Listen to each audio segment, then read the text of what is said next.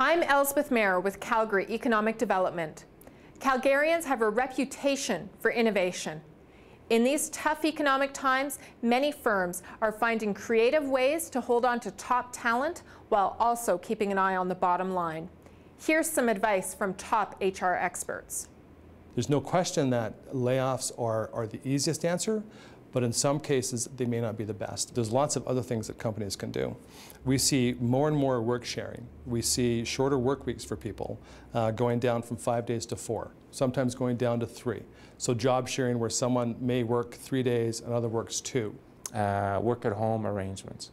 Companies that are lending employees out to charitable organizations and doing some kind of cost shared arrangement. Maybe I only have 2 weeks of holidays or 3 weeks of holidays. I'll take another week off for the summer. My children are out of school, and I'll take it off without pay if that's what helps the company out and maintains employment. If you involve employees in the decision making and you get their ideas and have them bring those ideas forward, there's no reason why multiple departments can't enact on some of these great ideas that we're seeing, and at the end of the day the result is going to be a better performing organization on the balance sheet and also a company that's got an employee base that's highly engaged. I think that's different than 30 years ago when it was much more authoritarian. Here's the way we're going to do it and don't care about the results. And I would say that's progress. The one area that organizations are not touching is employee benefits. Okay?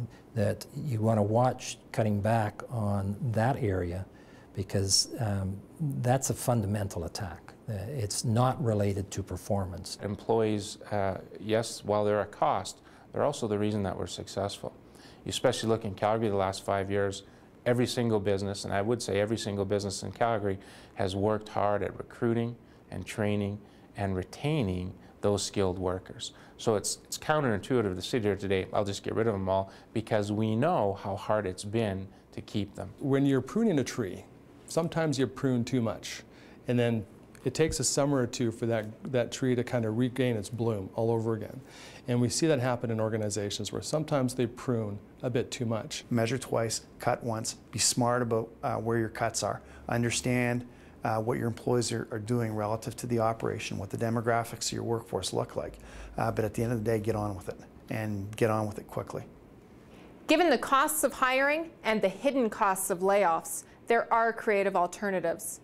To share your story or get more advice, connect with us at Calgary Economic Development.